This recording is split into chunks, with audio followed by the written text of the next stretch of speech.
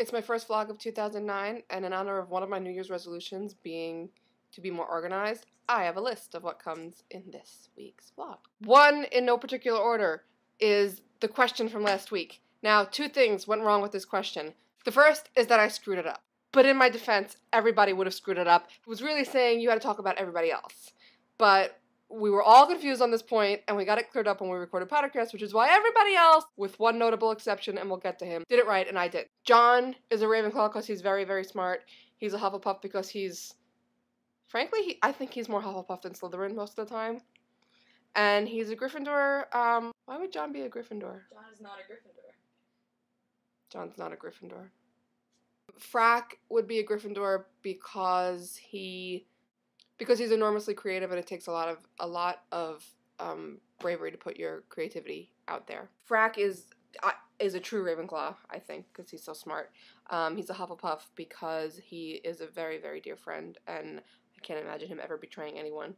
And he would be a Slytherin. No, he's not a Slytherin.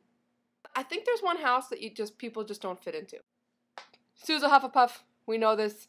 Moving to the other houses, she's enormously smart, so of course she's a Ravenclaw. She would be a Gryffindor, I think, much more this year than in years past, and that makes me very happy to say. And Slytherin, no. That's the one, no. She's not a Slytherin. Nope. Mm-mm. There. Why is it so dark in here? Lumos. The other problem, as many people, including me, have noticed, is that John did not answer the question of the week last week. It was the second time that he did not answer the question, just blithely didn't answer it. And I just found out that he actually did answer it and then cut it out because the movie was taking a long time to render, instead of just re-answering it on his eyesight or something. So he purposely cut it out. And this factored into our decision to punish him. This is because I know it's like the cool thing to do on YouTube right now, which is why it's not really a part of these vlogs. It's not a fad following vlog. But as soon as he didn't answer the questions, all you people in the comments were like, punish him, punish him, punish him. What makes me happier than causing John humiliation? Really, not that much. So I talked to Sue and Frack. Mr. John, you have to go to Chipotle. You have to order a salad with simply lettuce and salsa. You have to eat it. You have to order nothing else. You can get a drink, no chips, no burrito, no nothing, and then you must leave. And you must video this for whenever your next vlog. Answer your questions. Oh, and someplace in there you have to do the dollish bounce. Oh, my question of the week. Look at my shirt. Hairspray, what? I know. If you had access to Hogwarts library, what book would you pick off the shelf? Mine, for some reason, in my head, keeps coming Charm Your Cheese. Because who wouldn't want to charm their cheese? 3, books. Yes, books in the plural, because I read a whole book yesterday, and then the other one in 2.5 weeks, so I don't know what. The Time Traveler's Wife.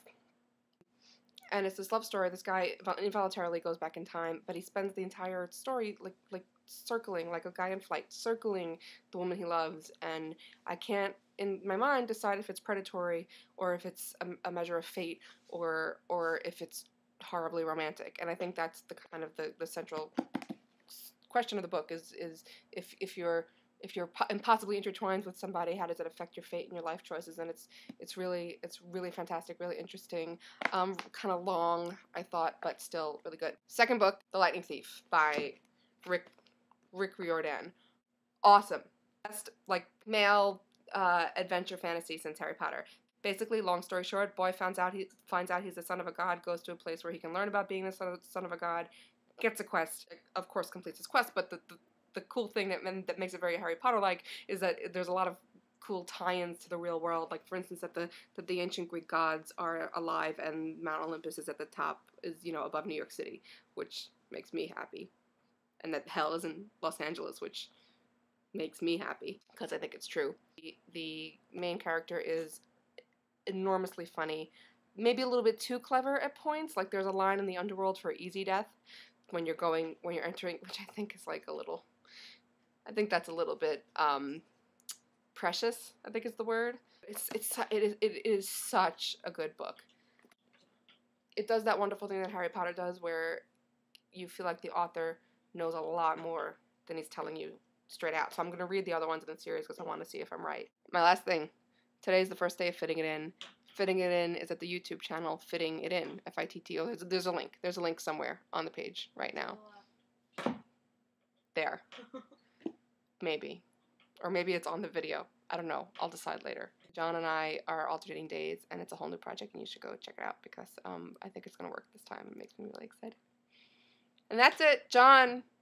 Chipotle time, but you're not going to like it this time. Very sorry. You need to answer your questions. That's it.